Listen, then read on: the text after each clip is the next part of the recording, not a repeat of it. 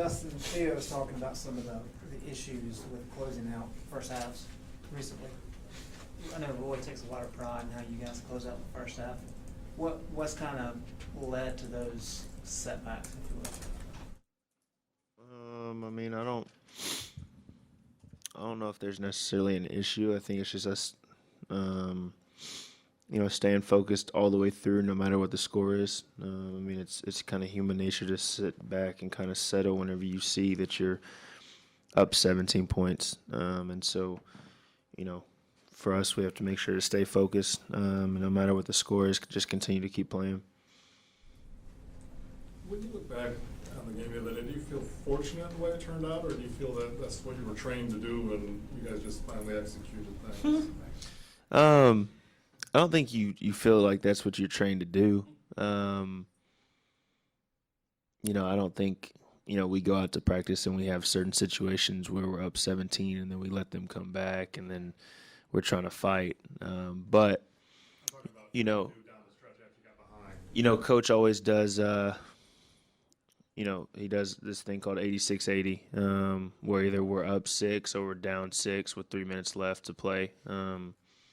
That almost was the equivalent of what we were in. And so, everything that Coach does, it translates to something that we have to go through in a game. And so I think those certain situations, I think that definitely helped us. And just, honestly, all of it was based on our belief that we could still win.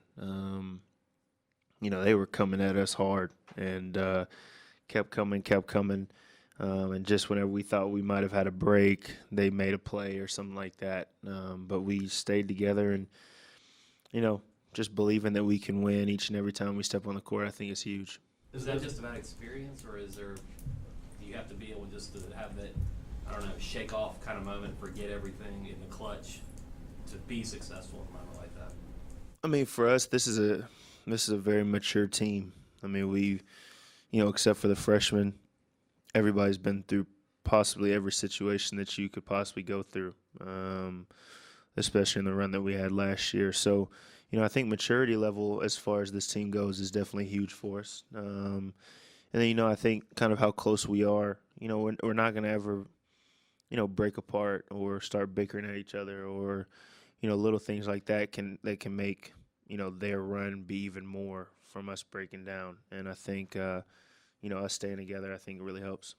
As much intensity and urgency as it took defensively those last 3.5 minutes, is it possible to keep that up for an entire 40 minutes, or do you have to kind of choose your spots because it'll wear you out after a while? I mean, I think, where we're at now, obviously playing against a really good Butler team, I don't think there's anything you can really hold back. But the styles of play are a little bit different. Against Arkansas, it's hard to go as hard as we did in those last 3 minutes the whole entire game because they're running at you the whole game. They're pressuring you, everything like that.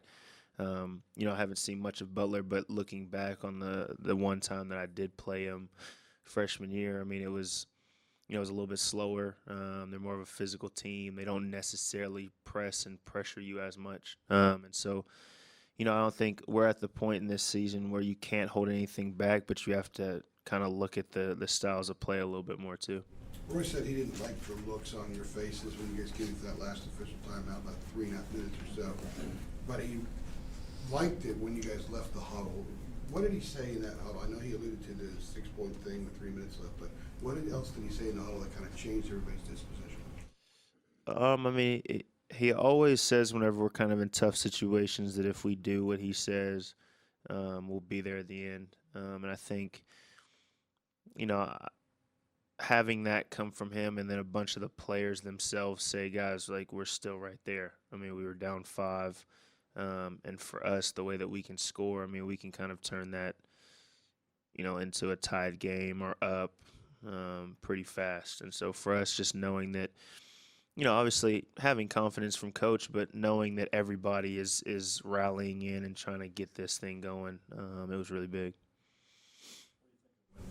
Winning in that way can do for you guys still. Yeah, I mean, Coach kept saying it. We haven't had a game like that all year. And, to be a great team and to be a championship team, you have to win in a bunch of different ways. And I think that game, coming back from adversity and playing against a team that played that hard and was playing that well, I think that's going to be key for us.